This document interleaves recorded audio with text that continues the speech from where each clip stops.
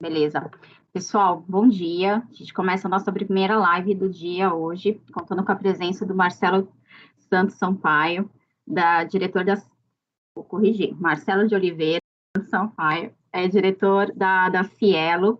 Ele vai falar um pouquinho para nós sobre a nova arena competitiva, estimulada pelo Banco Central, que tem aí nos últimos meses lançado bastante coisa. Está com o Pix, agora Open Bank. O Marcelo é um executivo com mais de 15 anos de experiência na área de produtos, tecnologia, planejamento e canais digitais. Líder na concretização de parcerias, no lançamento de soluções e plataformas digitais, bem como a estruturação e gestão de produtos financeiros. Queria agradecer, Marcelo, a sua disponibilidade em participar aqui da nossa CumpliWeek e trazendo um tema tão sensível aqui para as empresas do grupo. E também, né, todas essas novas interações e nova forma que o regulador tem abordado aqui o mercado brasileiro. Muito obrigada, valeu, uma boa live. Bom, vamos lá. Primeiramente, obrigado a vocês pelo convite. É sempre um prazer poder falar desse tema, um tema que está tão caloroso ultimamente, independente da estrutura, da área que a gente atua, do mercado, do segmento. Eu acho que isso vem mostrando para a gente o quanto de fato o nosso mundo está em transformação.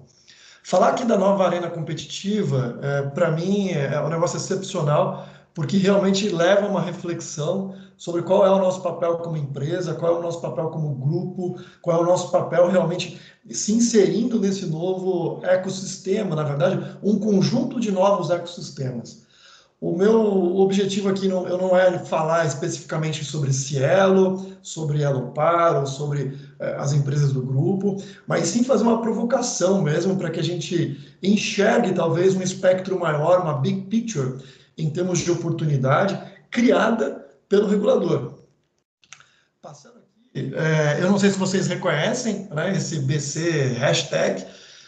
Aqui eu acho que já demonstra um pouco da característica do nosso regulador há algum tempo. Nós não somos, ou não temos, na verdade, mais um regulador simplesmente burocrático, aquele que simplesmente rege as regras e os conjuntos de organizações de como as coisas devem ou não devem funcionar. Sim, esse continua sendo talvez o papel principal do regulador brasileiro.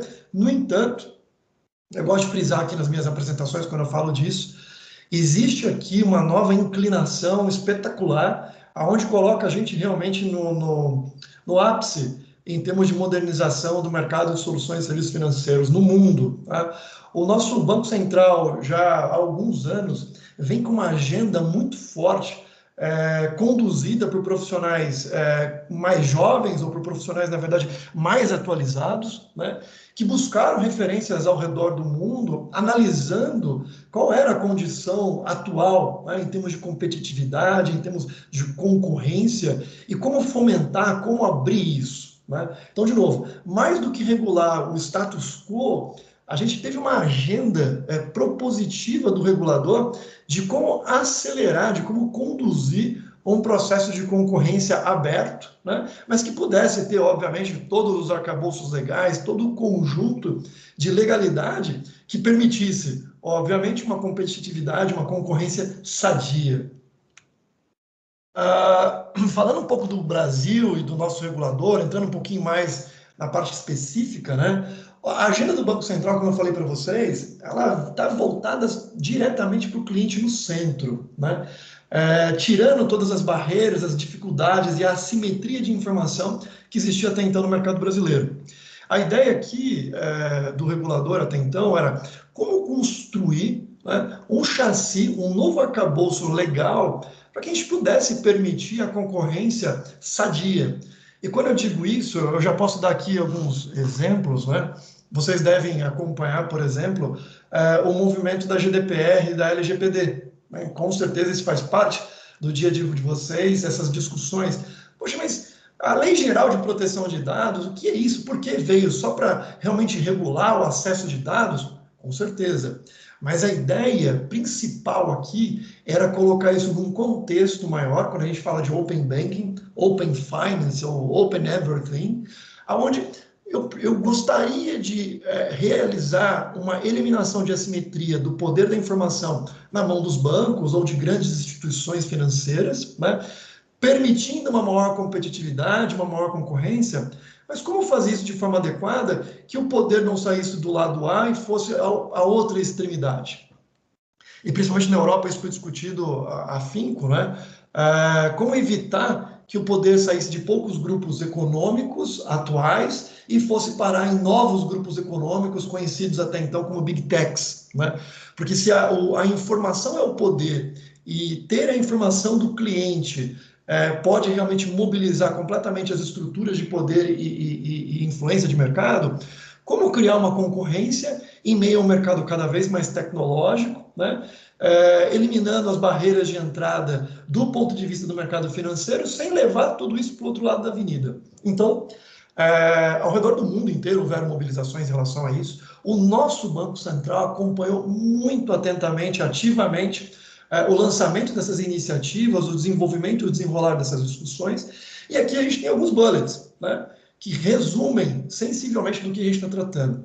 O empoderamento do cliente no centro da cadeia de valor, mais concorrência, com o maior protagonismo de todos os atores. Maiores bancos com uma fatia maior, mas de um bolo maior. Todos expandindo de forma mais saudável. A visão do Open Banking, a visão das novas regulamentações do Banco Central, leva a crer que a gente está fazendo um aumento do mercado existente, uma ampliação com a inserção de novas pessoas, de novos players dentro de um sistema, e não simplesmente dividir o que já existe. O diferencial competitivo ele não está na escala ou no capital, mas em compreender e antecipar as demandas e as necessidades do cliente.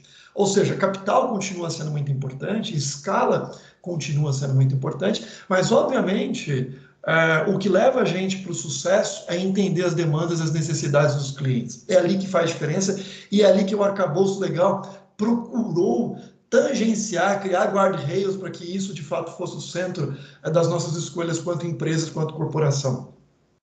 Inovação é concorrência em harmonia com a necessidade prudencial e proteção ao consumidor. E aqui, para não deixar isso delegado, né, a livre iniciativa de mercado, veio a LGPD, veio o GDPR, né, trazendo, obviamente, uma tábua de réguas, de leis, de legislação, de multas, enfim, todo um arcabouço legal para proteger efetivamente aquilo que se buscava, que era colocar o cliente no centro e, de fato, trabalhar em prol, em função dele. Como algumas palavrinhas-chave, né? Confiabilidade, disponibilidade, integridade e segurança no compartilhamento e uso de dados, bem como nas transações. Nada novo até aqui, mas muito mais intensificado. Aqui embaixo, né, eu coloquei aqui os 4 pilares essenciais que o Banco Central vem destacando. Aumentar a competição, prover a segurança e proteção de dados, beneficiar o consumidor e promover a inovação. Pelo mundo, a gente tem uma série de iniciativas já avançadas, outras mais, outras menos. A gente vê iniciativas na Austrália, em Singapura, existem iniciativas na Europa, onde o nosso regulador se espelhou bastante, tanto na comunidade europeia, quanto agora no Reino Unido. Isso já são coisas que vêm acontecendo há muitos anos. Para se ter uma ideia, o PIX do Reino Unido ele foi criado em 2008. O PSD2, a própria regulamentação do Open Banking, do GDPR, é um pouco mais recente, mas ainda assim muitos anos à frente das nossas iniciativas aqui. O que nos permitiu, obviamente, compreender, entender, estudar, analisar, para que a gente pudesse, obviamente, conduzir algo mais eficiente, algo mais moderno e algo já com algumas linhas de aprendizado. E aí, nas palavras do próprio Banco Central, e aqui eu faço eu traço um compilado do que já foi dito, escrito e revelado no mercado. Esse é um projeto extremamente importante e é pró-competitivo.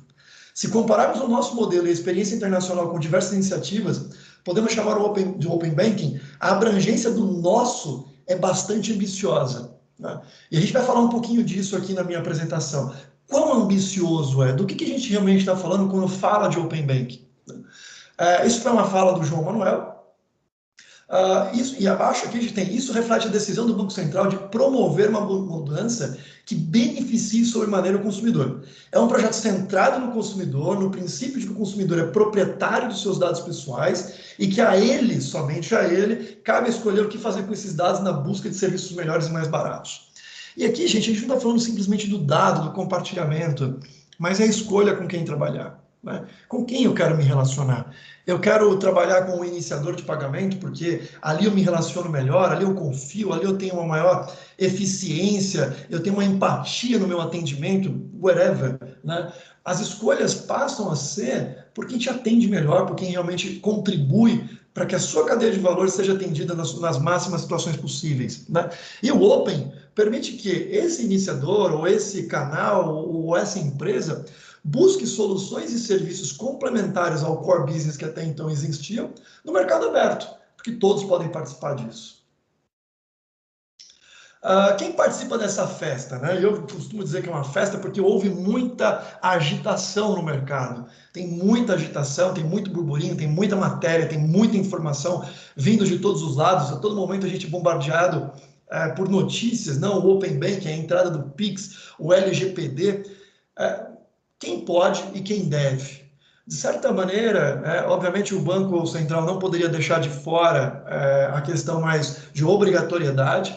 Então, S1, S2, que são basicamente todos aqueles que concentram boa parte do PIB brasileiro nas movimentações financeiras, são obrigados a participar desde a primeira fase. E aí, aquela primeira fase, vocês devem conhecer muito bem, mas é aquela fase onde a gente é obrigado a compartilhar o que a gente chama de informações de balcão, né? Informações de taxa, de produto, de precificação, de modelo, de pacote, isso, aquilo, outro. Tá? Mas a partir, obviamente, das outras etapas, né, demais players são convidados e obrigados a participar.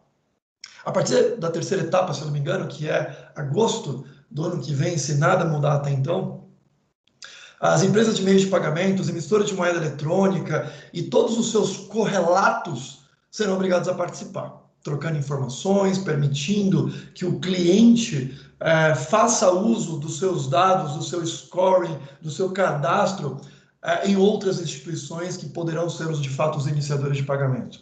E o mais importante de tudo isso, para participar desse negócio, a reciprocidade é obrigatória, ou seja, estar ali dentro significa receber, mas também significa oferecer. Então, você, uma empresa que entra dentro do ecossistema de Open Banking brasileiro, ela está lá para conduzir uma abertura das informações dos clientes dos quais ela gerencia, mas também ela vai poder consumir informações do mercado desses mesmos clientes que consentirem a respeito disso, para poder prover mais soluções, negócios, baseados nessas informações. Opa, pulei aqui. E, Marcelo, quais são os fundamentos dessa nova arena competitiva, né, gente?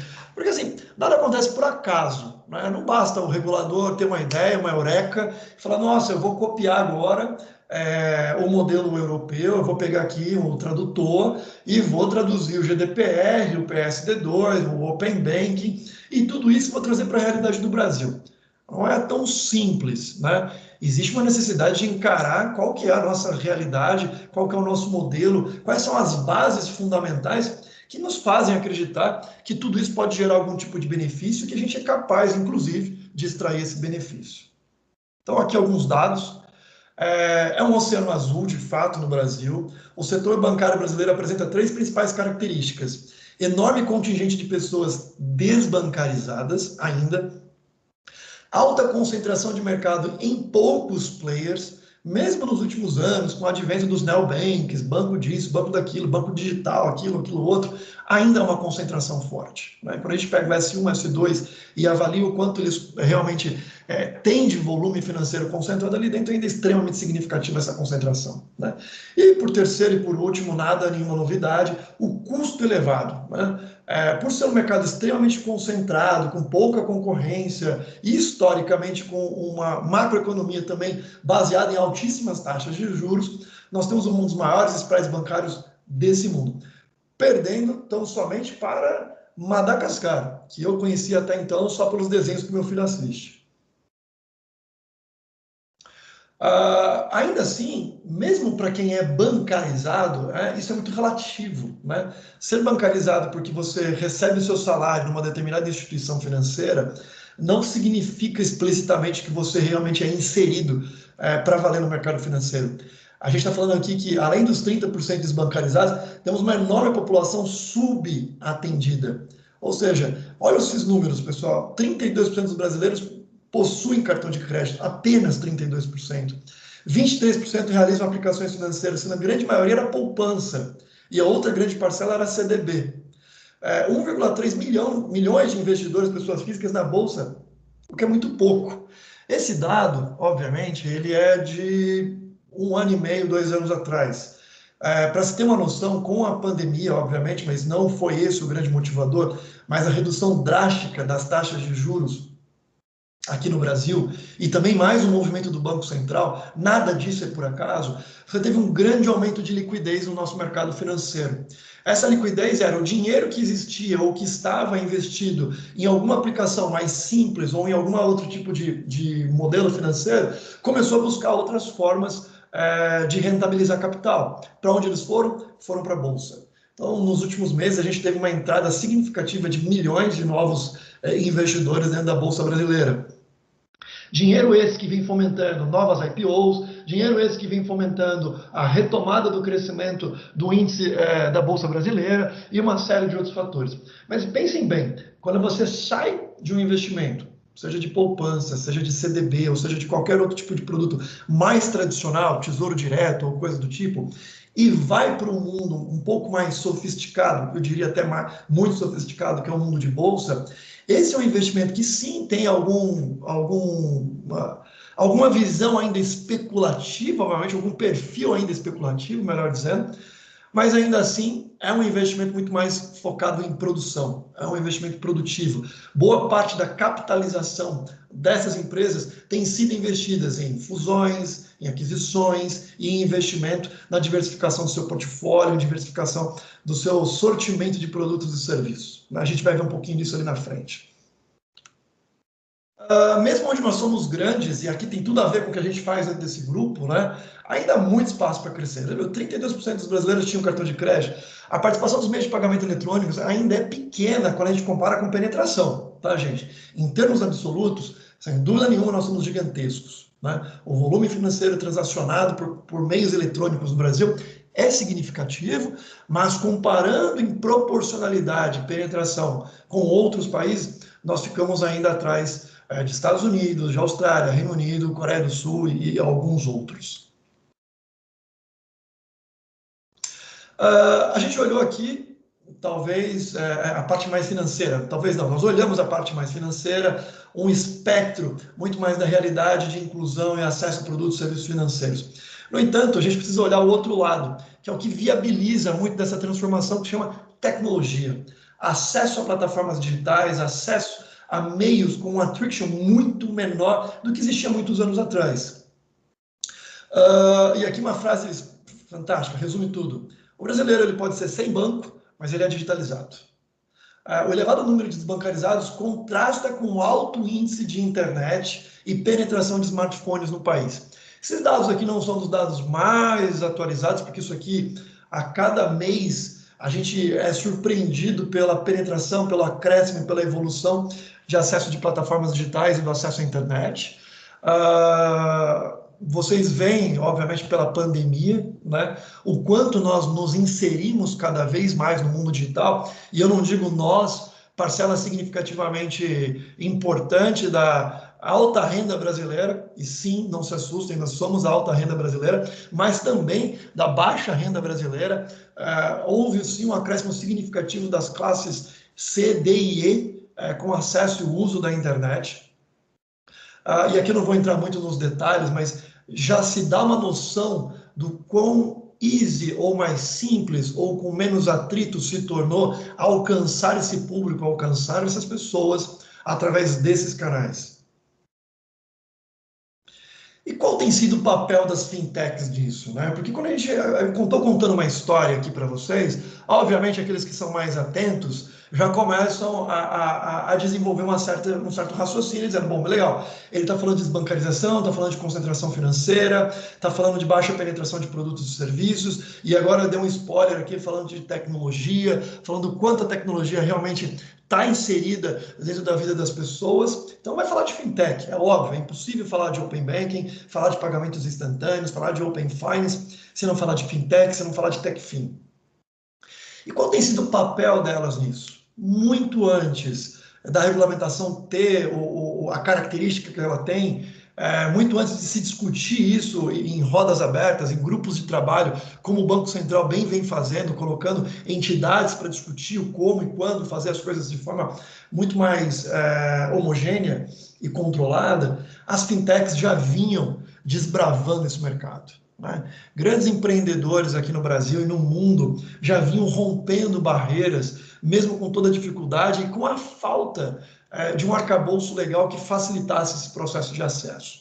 Obviamente houveram excessos, né? Porque quando você não tem um arcabouço que facilita, você também não tem um arcabouço que protege o cliente. Então, o regulador olha tanto a facilitação quanto a proteção, de novo, é o cliente no centro. Ninguém está querendo aqui simplesmente facilitar o processo de empreendedores ganharem dinheiro facilmente. Mas, uma coisa é certa, né? As fintechs são 100% online, ou seja, tem um match muito grande com a característica e realidade da nossa população.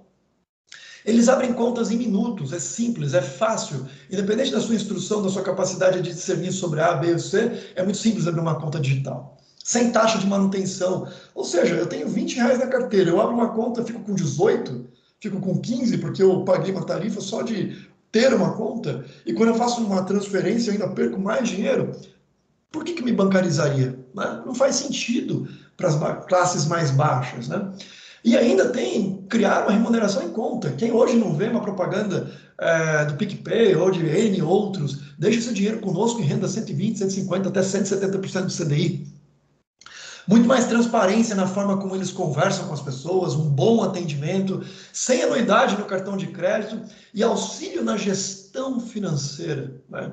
Muitas fintechs se dedicam de fato a colocar o cliente no centro, e quando você coloca o cliente no centro, e obviamente se o seu objetivo é a baixa renda, instrução financeira está na base da pirâmide, está na base da cadeia, para que você o ensine a adquirir, a consumir, a utilizar de forma adequada, de forma inteligente. Isso reduz, obviamente, PDD, tá? Reduz, inclusive, fraude, né? Porque quanto mais você conhece, mais sabe utilizar, você é menos sucinto a sofrer, por exemplo, ataques de engenharia social.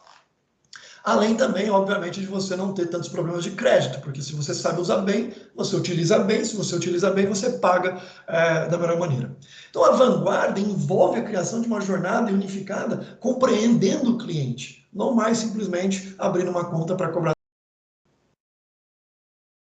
Essas fintechs representam algum tipo de ameaça para os incumbentes, e aqui eu não vou denominar os incumbentes, fique aqui a critério de cada um imaginar quem são, quem podem ser, em vários segmentos. Lembrando, a gente denomina Open Banking, mas a gente não está falando de bancos. Nós estamos falando de todo um ecossistema ligado ao mundo financeiro. Corretoras, emissoras de cartão, bancos e uma série de outras instituições que são regulamentadas ou não, de alguma forma, mas que atuam nesse mercado. O Mercado Livre ultrapassa a Vale e se torna a empresa mais valiosa da América Latina. PicPay ganha 18 milhões de clientes na pandemia, já foram mais, acho que ele já passou dos 30 milhões, ele tinha 12, ele já deve ter alcançado 28 milhões de novos clientes. Nubank alcança 26 milhões de clientes e Itaú pode ser o maior prejudicado. Por que o Itaú? Simplesmente porque o público que abre uma conta no Nubank é o mesmo público que tinha o perfil de ter uma conta no Itaú, principalmente com a mesma bandeira que eles atuam. Carteira de empréstimo da Creditas atinge a marca de R$ 1 bilhão em julho, no meio de uma pandemia. E Nubank rivaliza com o Itaú, diz o BS. Só lembrando, Nubank ainda não tem capital aberto, o BS é um banco de investimento que avalia empresas de capital aberto, e quando ele coloca esse título, Nubank rivaliza com o Itaú, ele estava avaliando os riscos para o business Itaú. Mas é uma ameaça, gente? É uma boa pergunta, né? E aqui eu quero fazer um catch-up, é importante a gente lembrar.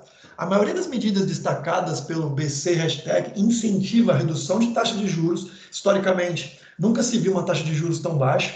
A competição, entrada e fortalecimento de novos entrantes, além de colocar limite em tarifas e quebra de barreira de entrada. Então, o que a gente viu aqui no slide anterior, começou, obviamente, muito no punho, muito no braço, mas o BC já veio fazendo movimentações que facilitou e permitiu isso, com regulamentação de abertura de contas digitais, emissor de moeda eletrônica, SCD, uma série de coisas que o próprio DCEM, que é o Grupo Focado em Competição Bancária, criado pelo Banco Central, já vinha conduzindo ao longo dos anos. Mais recentemente, nós tivemos aqui a discussão, uma pequena postergação, mais uma discussão forte de algo que vai acontecer nos próximos meses, que é a interoperabilidade das registradoras de garantia. Para quem não conhece ou não entende, o registro de recebíveis. Eu sou um estabelecimento, eu faturo R$100 mil todo mês e eu faço uma antecipação com o banco X no valor de R$50 mil. Os meus R$100 mil são travados nesse domicílio. Então, por mais que eu ainda tenha R$50 mil adicionais, que eu poderia fazer qualquer outro tipo de alavancagem financeira em outras instituições, eu não posso, porque essa informação está dentro de um domicílio travado, que é o banco no qual me emprestou aquela primeira fatia. Com a interoperabilidade das registradoras, significa que todos os adquirentes do país precisarão remeter os recebíveis para uma centralizadora. E quando eu, estabelecimento, tomar o meu crédito, eu vou poder tomar crédito em qualquer instituição, como sempre foi, mas se eu tomar R$20 mil numa instituição, eu vou ter um gravame única e exclusivamente daqueles R$20 mil.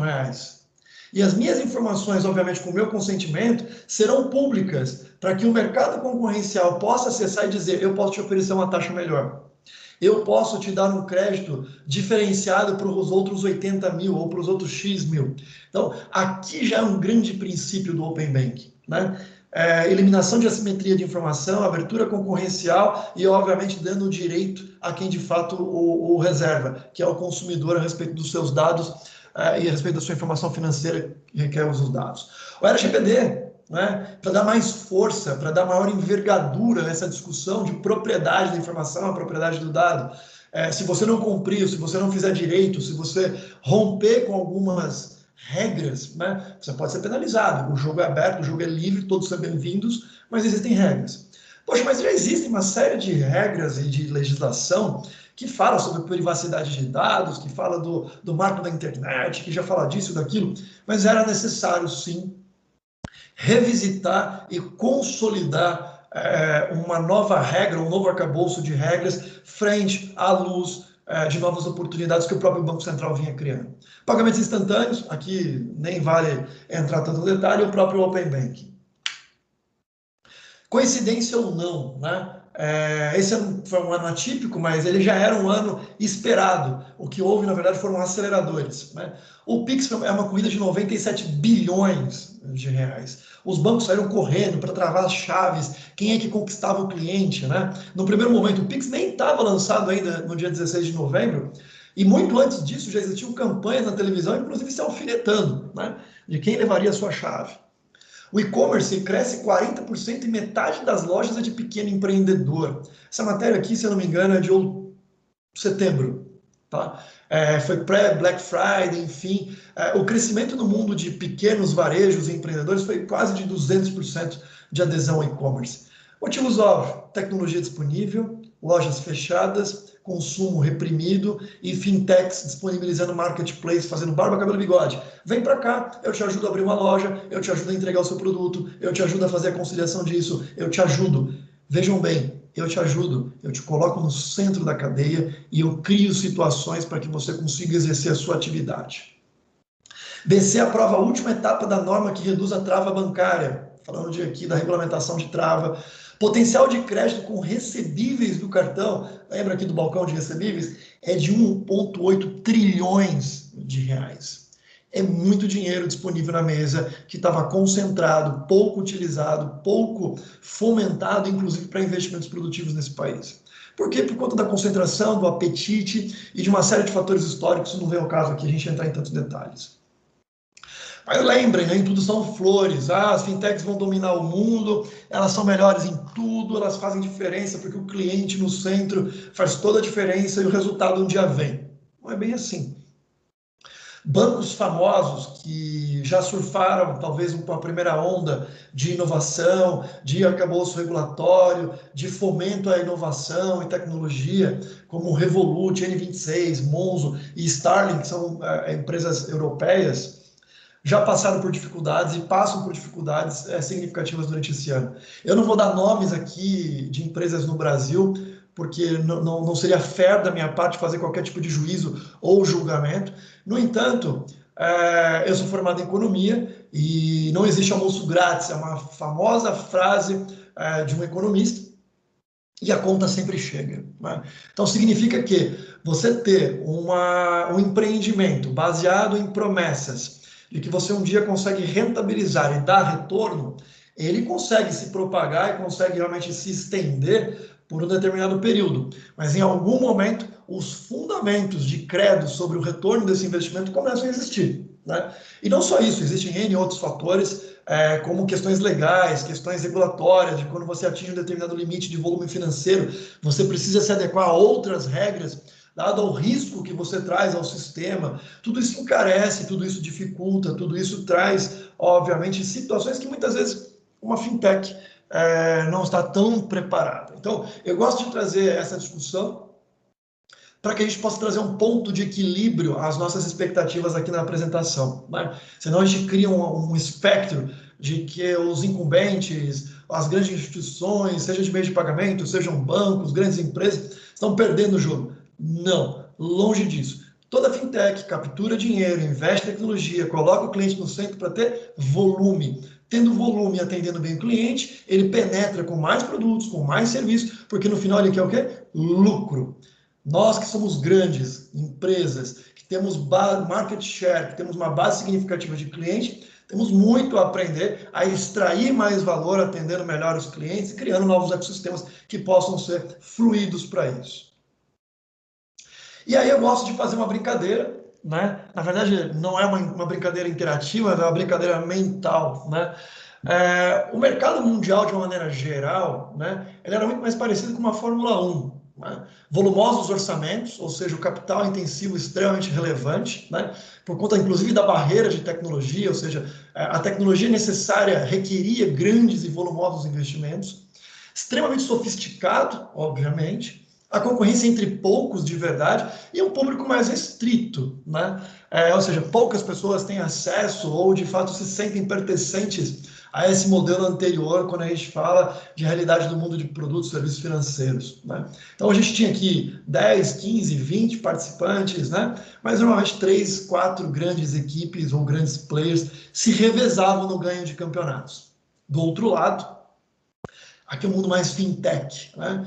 A gente tem a NASCAR, né? Orçamentos extremamente enxutos, obviamente comparando com a Fórmula 1, né? Não é uma brincadeira para qualquer um. Assim como uma fintech, ninguém empreende com zero dinheiro. Ele é muito mais popular, a concorrência é muito mais acirrada entre todas as equipes, inclusive, e um público extremamente diversificado. A NASCAR possui regras de investimento, de limites, de homogeneização das equipes, dos carros e uma série de coisas muito diferentes da Fórmula 1. Né? Então, a NASCAR parece muito mais com o mundo que vem se prezando agora, com o mundo que a gente vem construindo nesse momento. Tá? Mas não significa eliminar a Fórmula 1, significa realmente a gente criar um novo campeonato. O que a gente vive hoje, fomentado pelo nosso regulador, e para quem acompanha e gosta de Fórmula 1, talvez atenda um pouco melhor o meu exemplo. Imagina você numa corrida de Fórmula 1, com 10, 15, 20, 50 equipes, não importa a quantidade, onde você tinha regras estabelecidas, onde você tinha 3 carros que já estavam à frente, e aí eles colocam um safety car na pista, diminui a velocidade de todo mundo, quem estava muito na frente perde essa vantagem competitiva de estar tão à frente no meio dessa corrida. E a organização de prova diz que as regras mudaram, né? Dizendo e colocando atributos e formas da corrida continuar de forma mais igualitária para todos que estão ali. será uma nova largada em movimento, né? E com essas novas regras, alguns atributos diferenciais das grandes equipes não poderão ser utilizados, alguns atributos das equipes pequenas também não poderão ser utilizados, e novos atributos poderão ser colocados à prova. Atributos esses que colocam todo mundo um pouquinho mais na mesma linha. É isso que a gente vem vivendo até agora. A nova largada, que já aconteceu, na verdade, colocou em par e passo de condições de buscar vantagens competitivas no mercado muito mais igualitárias. E aí aqui eu coloco uma frase aqui embaixo, que é uma frase de 2014, né? É uma visão antagônica, né, sobre vocês ter um participante de Fórmula 1 e ter ali uma concorrência de audiência com a NASCAR, né? Então, o CEO de JP Morgan dizendo a opinião dele com relação às fintechs. Todos querem comer o nosso almoço, né? Uma visão egocêntrica, né, utilizando uma limitação, obviamente, que o que na visão dele era o que as fintechs querem é o que eu tenho. E que, na verdade, o que o nosso regulador quer criar é o seguinte: o que as fintechs devem almejar e o que os bancos devem almejar é um novo mercado que a gente é capaz de criar com muito mais volume, com muito mais pessoas, com muito mais produtos, serviços e coisas que possam dar dinheiro para todo mundo. Esse fight, será que ele é o padrão? Né? Será que a gente vai viver constantemente? E aqui tem um exemplo clássico de que todos vocês acompanharam pelas mídias, obviamente. O Itaú de um lado, a XP do outro, o criador e a criatura, porque como todos sabem, o Itaú é um investidor considerável, um participante acionário considerável da XP, e foram para o embate público. Né? E aí eu brinco, né, quando eu falo disso. Existe o Itaú Banco, incumbente, como todas as grandes instituições, com os de seus desafios de transformação digital, um lucro gigantesco, né? E existe o Itaú Investidor, né?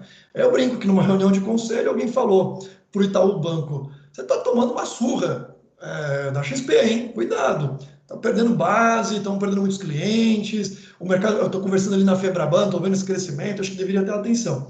E aí o cara do Itaú Banco fala para o cara do Itaú Investidor: ah, mas nós estamos em casa, né? A XP é nossa. Aí o cara do Itaú Investidor fala assim: não, querido, são 2 cavalos, eu tenho dinheiro lá e tenho dinheiro aqui. Eu quero correr com 2 cavalos. Se eu coloco dinheiro nos 2, é porque eu quero ganhar nos 2. Eu não aceito perder dinheiro em um cavalo. Então, se você acha que a XP é sua, você está enganado. A XP é minha, não é do banco. Então, corra, porque se você perder cliente, você perde bônus, perde emprego, como funciona a regra do jogo em todos os lugares. Mas, gente, olha só, numa boa, não parece que é isso. Felizmente, há uma noção, uma clareza mais recente, obviamente, ela não era, como vocês viram a menção aqui do JP Morgan, era uma coisa muito mais antagônica, uma coisa muito mais distante, mas mais recentemente a gente vê uma aproximação muito grande, uma compreensão sobre as novas regras do jogo e o que é essa arena competitiva, né? Então, não me parece, eu falo como Marcelo, uma opinião minha leitura do que eu vejo, do que eu acompanho e do que eu vivencio na minha experiência profissional, que nós estamos numa briga constante e inequívoca entre fintechs e grandes grupos econômicos. E aqui eu trago alguns relatos, né? Otávio Lazzari, acho que todo mundo conhece aqui muito bem. Temos que esquecer esse antagonismo e trabalhar próximos. Ele ressaltou fatores que, como a rapidez e a tecnologia de vanguarda das fintechs e o conhecimento e o volume dos clientes dos bancos, a fome, a vontade de comer. Eu resumo facilmente assim. Fintechs e bancos sendo animais diferentes, seguem sendo animais diferentes, mas há uma tendência muito forte de convergência. Cândido Bracher, até então, ainda até fevereiro do ano que vem, se eu não me engano, presidente do Itaú. Fernando Miranda, e aí do outro lado da avenida, Isinvest, antes ainda da aquisição, da fusão com o Nubank. Estamos entrando numa nova etapa, com parcerias onde teremos realmente um ganha-ganha. Acredita-se que a junção, esforços, complementaridade, o que você faz bem ou o que você tem de melhor, com o que eu faço, com o que eu tenho de melhor, todo mundo ganha. Estamos caminhando para um cenário de colaboração e de competição, é óbvio. Vamos competir em alguns momentos, vamos colaborar em outros, e aqui, entre nós, né? Nós sabemos fazer muito bem isso num grupo que possui 2 bancos que são concorrentes e que também são grandes aliados naquilo que eles entendem que faz todo sentido unir esforços e fazer isso em termos de escala, né? Essa mesma lógica se aplica quando a gente vem falando de fintechs, né? Com quem, como, quando e por que se unir. Motivos não faltam para que isso aconteça. Nosso maior desafio de inovação é a mudança de mentalidade, disse Otávio. Antes, qualquer empresa estava no centro do universo, ou seja, era a empresa, o produto, e os clientes em volta, ou seja, o cliente que vem até mim. Agora, o cliente é o dono da bola e a companhia que não entender isso vai ficar pelo caminho. Quando eu falo que motivos não faltam, essa é uma frase que, levada a um contexto muito maior, mostra a disposição do banco a entender que, por ser muito grande, por ser um banco histórico, por ser uma instituição histórica, por ser uma instituição longeva, a mudança de mentalidade, a velocidade de mudança, ela acaba sendo um pouco mais complexa. E que estar próximo, se unir ou criar fintechs com pessoas que tenham essa cabeça, que tenham esse apetite, que tenham esse know-how, que tenham essa expertise, refrigera as capacidades do banco. Ou seja, estar próximo para que a gente também possa se transformar, porque mentalidade não é algo que muda da noite para o dia. E as fintechs, o que elas pensam nisso, Marcelo? Aqui é uma pesquisa da PwC, tá? É uma pesquisa recente, uma pesquisa que eu acho que tem menos de um ano, mostra um alto índice de favorabilidade, de aproximação com o mundo mais tradicional. 35% delas já têm parcerias com bancos ou instituições mais tradicionais.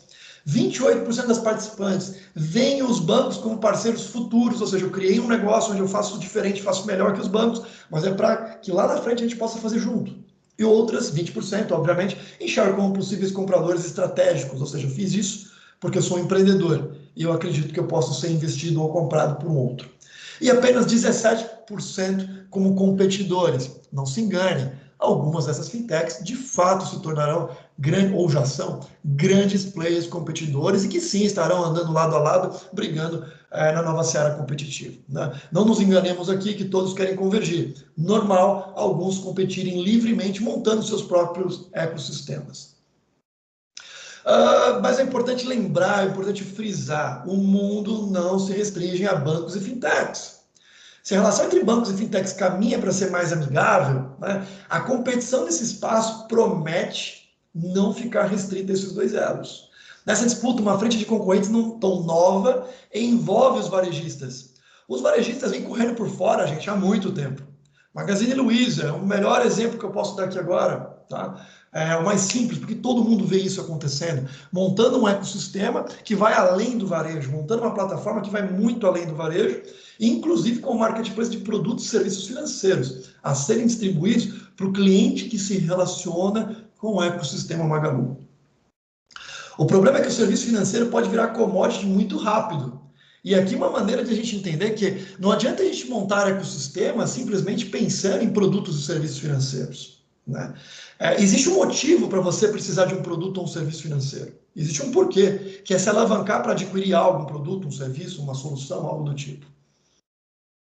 O sortimento de oportunidades é muito vasto, né? A gente fala de banco com fintech, banco com varejo, banco com seguradora, banco com uma série de coisas.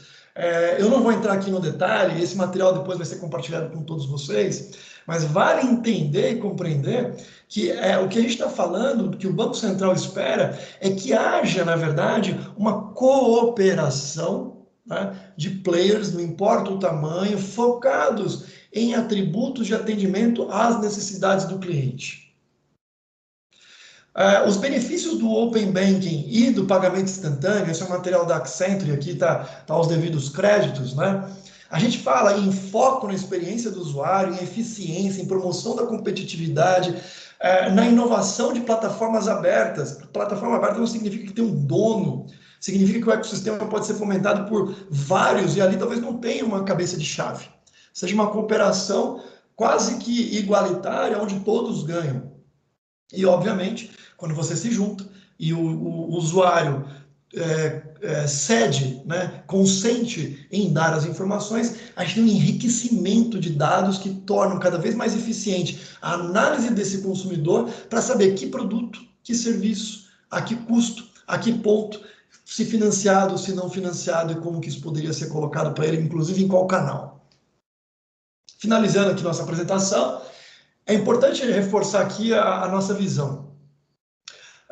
Esse material aqui mostra um pouquinho da evolução de fintechs, de startups dentro da Europa. A gente aqui não fala simplesmente de startups voltadas ao mundo de serviços financeiros, né?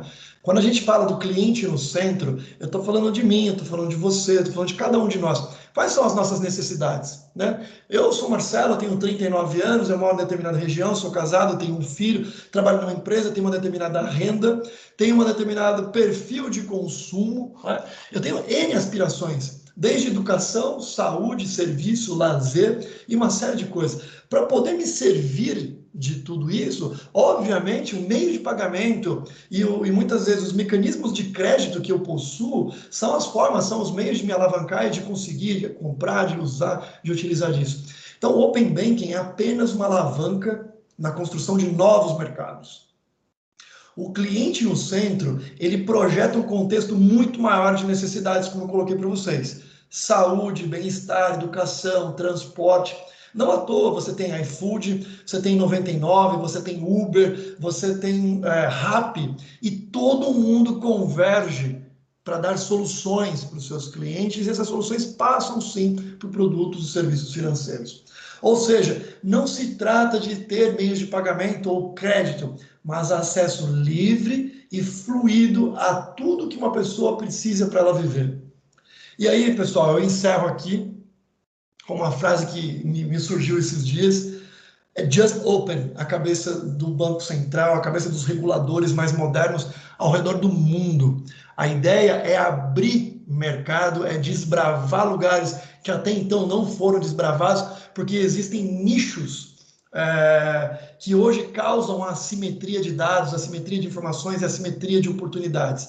A regulamentação vem para trazer o cliente no centro, segurança, estabilidade e um novo ambiente concorrencial. Então ele é open everything, ele é open everywhere e ele é open for everyone. Não faz distinção de classe, ele não faz distinção de lugar. Haverão bancos digitais, soluções, plataformas para o mundo agrícola, para o mundo urbano, para o mundo geek, para o mundo haverá para todo mundo. E é para tudo.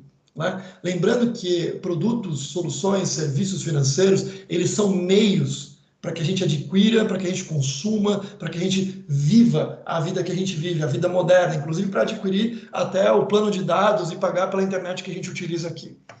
Então, essa era a minha provocação.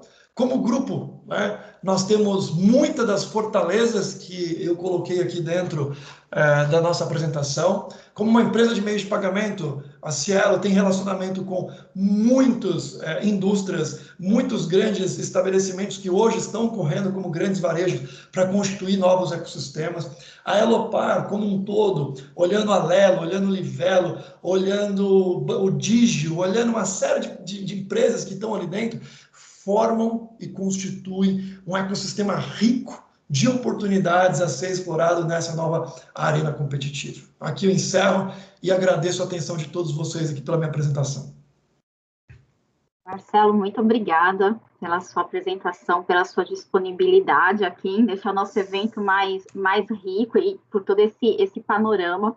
Eu estou com algumas perguntas aqui, vou começar. Do ponto de vista estratégico, devemos nos preocupar mais com as fintechs ou com as big techs? Qual que é a sua visão a respeito disso? Com as duas. Não há o que temer especificamente mais em uma do que em outra. Eu acho que a gente não deveria temer, a gente deveria respeitar e entender as aspirações das fintechs, das big techs, do varejo e de outros grandes players dentro de alguns segmentos, indústrias, porque na verdade o que a gente tem que fazer é compreender e buscar convergências para poder amarrar parcerias e constituição de novos ecossistemas. Legal. E uma outra aqui, nos últimos tempos houve uma alavancagem de pessoas investindo em produtos de renda variável, principalmente em ações na Bolsa de Valores e fundos. Você enxerga uma mudança de cultura do investidor e um aumento de força da força das corretoras perante aos bancos? Sem dúvida alguma, eu acredito muito nisso.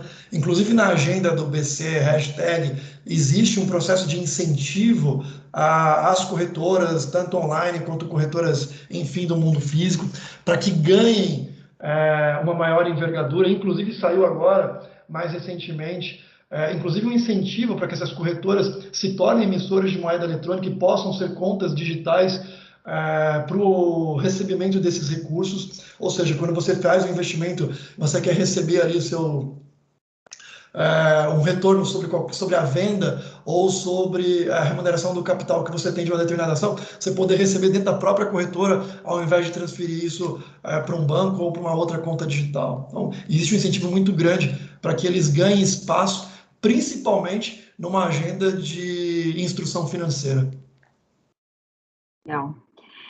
Tem uma outra pergunta aqui, que quando a gente olha o cenário bancário mundial, a gente acaba, e compara com o mercado brasileiro, a gente tem uma concentração no Brasil aqui dos grandes players, e aí vai mais segmentado, né? Vai mais dividido, aliás.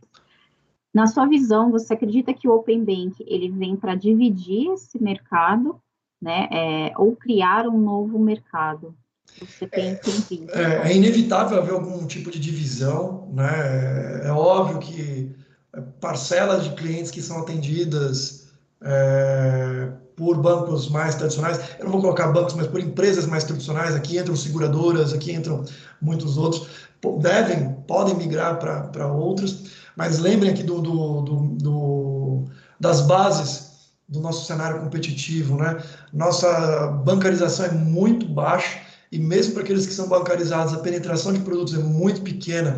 Então, existe um oceano azul. Então, eu acredito piamente num aumento significativo de quantidade de pessoas inseridas dentro da indústria financeira, né? De novo, para consumir saúde, para consumir educação, para consumir streaming, para consumir tudo. Então, mas consumir melhor, consumir de uma maneira mais inteligente. Então, eu acho que ninguém perde, todo mundo ganha, e para poder ganhar, obviamente, é compreender as necessidades e colocar isso dentro do seu portfólio, dentro dos seus canais. Legal. Bom, queria agradecer, Marcelo, a sua participação. Eu vou compartilhar aqui a apresentação com todo mundo. Espero poder contar com a sua participação aqui em outros eventos da área de compliance. Agradecer a sua disponibilidade aqui, é um prazer ter o time da Cielo com a gente.